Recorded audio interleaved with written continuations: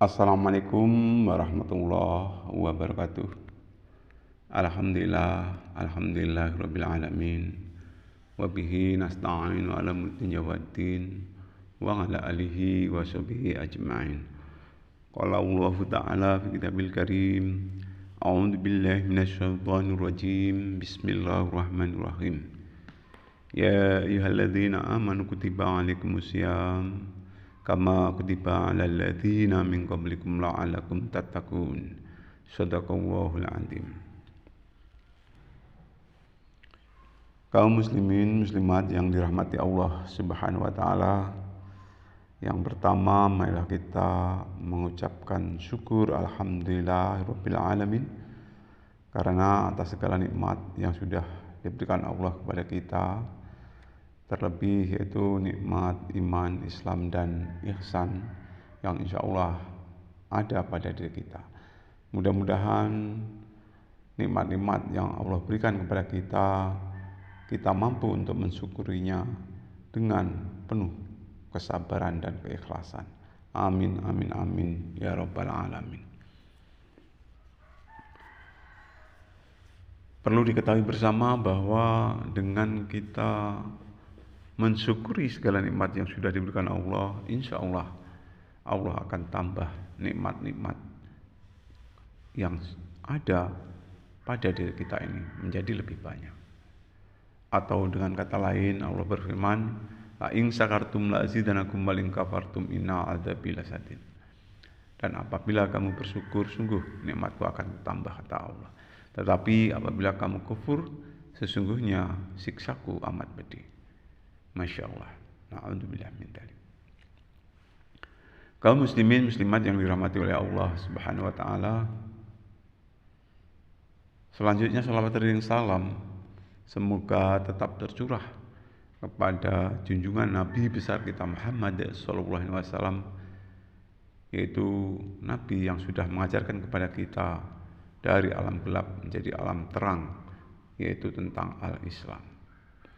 Mudah-mudahan kita mampu mengikuti keteladanan beliau, tentunya dengan keikhlasan dan kesabaran, semata-mata hanya mengharap ridho dari Allah Subhanahu wa taala. Amin, amin, amin, ya rabbal alamin. Bapak Ibu hadirin yang dirahmati Allah Subhanahu wa taala, tadi sudah saya bacakan keterkaitan dengan surat Al-Baqarah, ya, yang intinya panggilan khusus kepada orang-orang yang beriman. Dikatakan oleh Allah Subhanahu wa taala, ya ayyuhalladzina amanu kutiba alaikumusiyam kama kutiba alal ladzina min qablikum la'allakum tattaqun. Maksudnya ataupun artinya, hai orang-orang yang beriman, berpuasalah kamu di bulan Ramadan sebagaimana orang-orang telah berpuasa. Mudah-mudahan engkau bertakwa. Jadi puasa ini adalah wajib hukumnya bagi kita selaku muslim. Karena Allah mengatakan, diwajibkan kepadamu berpuasa sebagaimana telah diwajibkan orang-orang sebelum kamu.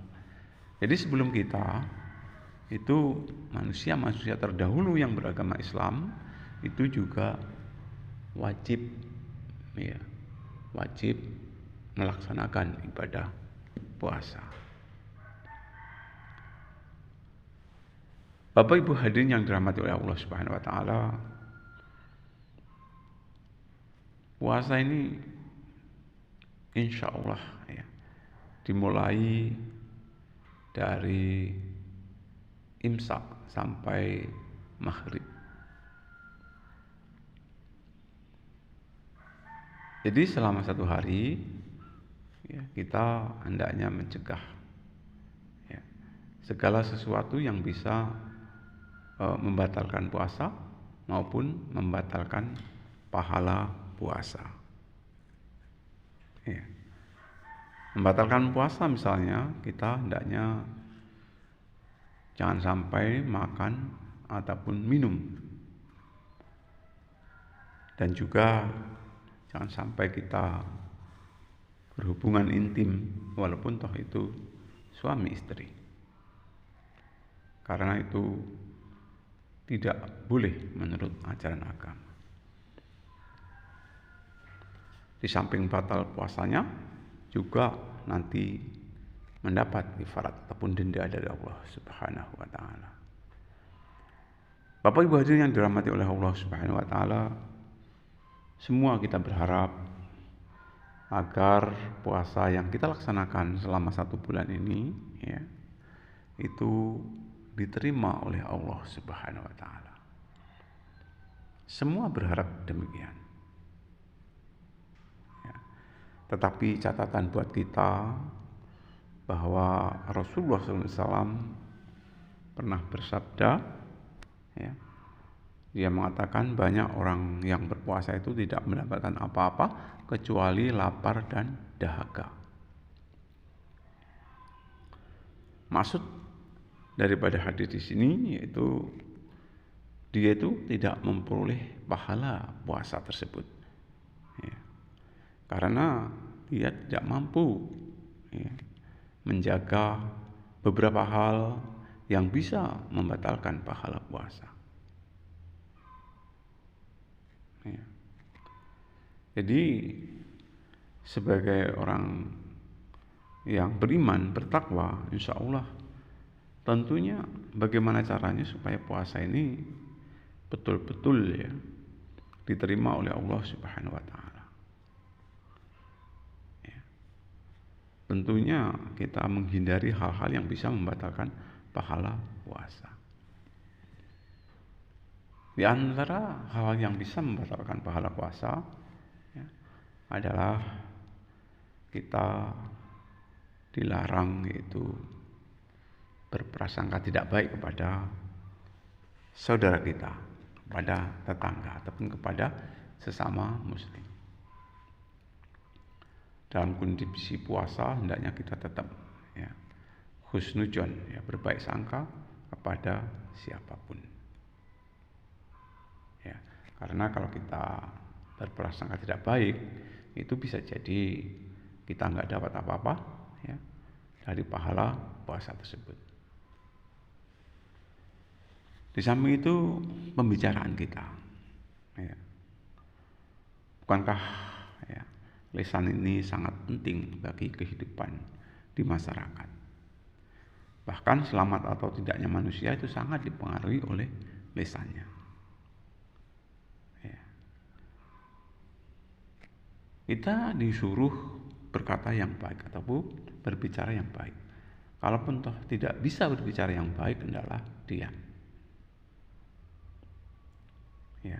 Jadi dalam kondisi puasa kita tidak boleh menggunjing, ya, tidak boleh menjelek-jelekkan orang lain, tidak boleh berkata kotor, ya, yang tidak sesuai dengan tuntunan agama. Ya. Apalagi berkata bohong, itu sangat tidak boleh. Ya. Jadi kehati-hatian kita di dalam berpuasa untuk menjaga lisan kita itu sangat diperlukan. Ya, sangat diperlukan. Ya. Dikatakan lidah itu sangat tajam. Ya. Bahkan katanya tajamnya lebih dari pedang. Ya. Membicarakan aib orang lain kita tidak boleh. Ya. Membicarakan istilahnya itu hal-hal ya, yang intinya itu bertentangan dengan agama tidak boleh. Ya. Berkata kotor tidak boleh. Yang jelas kalau kita tidak bisa bicara dengan baik, hendaklah kita diam. Ya. Karena diamnya orang berpuasa itu sama dengan berzikir. Ya. Kaum muslimin muslimat yang dirahmati oleh Allah Subhanahu wa taala, di samping itu juga pendengaran kita jaga. Jangan sampai kita mendengarkan hal-hal yang kurang baik. Juga penglihatan kita jaga. Jangan sampai kita melihat hal-hal yang tidak diperkenankan di dalam agama. Ya.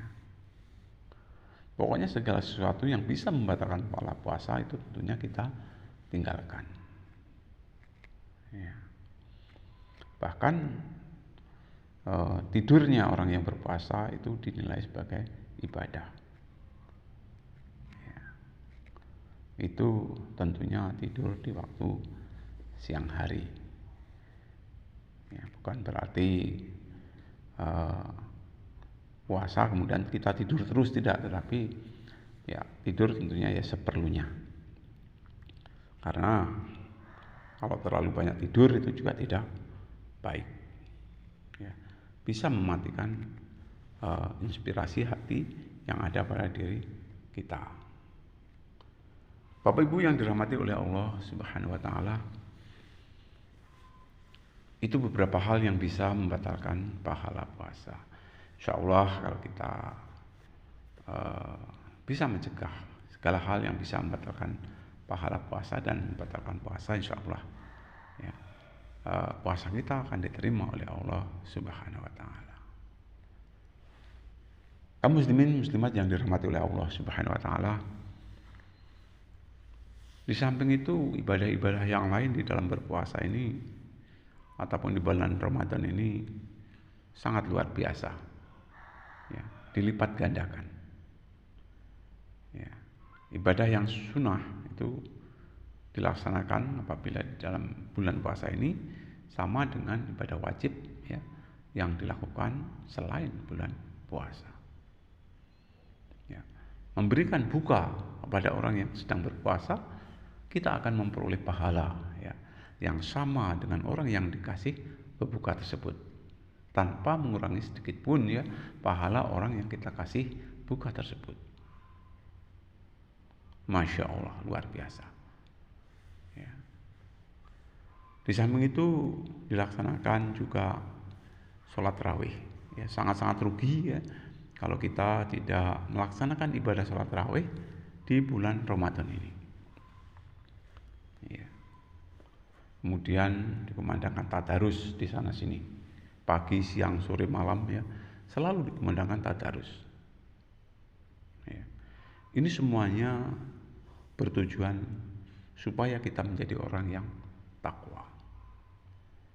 Bapak Ibu hadirin yang dirahmati oleh Allah Subhanahu wa taala, kalaupun toh di siang hari kita menahan lapar dan dahaga, kemudian setelah maghrib, ya, itu kita tidak boleh makan berlebih-lebihan, ya. Tidak boleh makan yang muluk-muluk, ya. Karena makan yang berlebih-lebihan, meskipun, ya, makanan tersebut halal miliknya sendiri, itu bisa mengakibatkan pekerti yang tercela, ya. Bisa mengakibatkan pekerti yang tercela. Perlu diketahui bahwa makan yang berlebihan itu punya dampak yang negatif. Di antaranya bisa menghilangkan takut kepada Allah, kemudian menghilangkan kasih sayang terhadap sesama muslim, karena mereka beranggapan mereka semua orang kenyang seperti dia. Kemudian bisa mengakibatkan berat untuk taat dan ibadah, ya. Kemudian tidak bisa mendapat ataupun menerima hikmah dari orang lain, dan juga bila menyampaikan hikmah kepada orang lain, maka tidak akan bisa atau orang lain tersebut menerima hikmah ataupun meresapi apa yang ia sampaikan. Dan juga orang yang berlebih-lebihan di dalam makan ataupun minum, mereka berakibat beberapa penyakit akan timbul. Itulah, ya. Jadi makan dan minum ya tentunya seperlunya, ya, seperlunya. Ya kalau bisa ya sudahi sebelum kita kenyang, ya. Sepertiga air, sepertiga udara, dan sepertiga makan. Insya Allah ya, dengan demikian ya, kita akan menjadi manusia yang seutuhnya. Dalam arti kebutuhan jasmani dan kebutuhan rohani akan seimbang. Mungkin itu, mudah-mudahan bermanfaat ya. Lebih kurang saya minta maaf. Saya akhiri.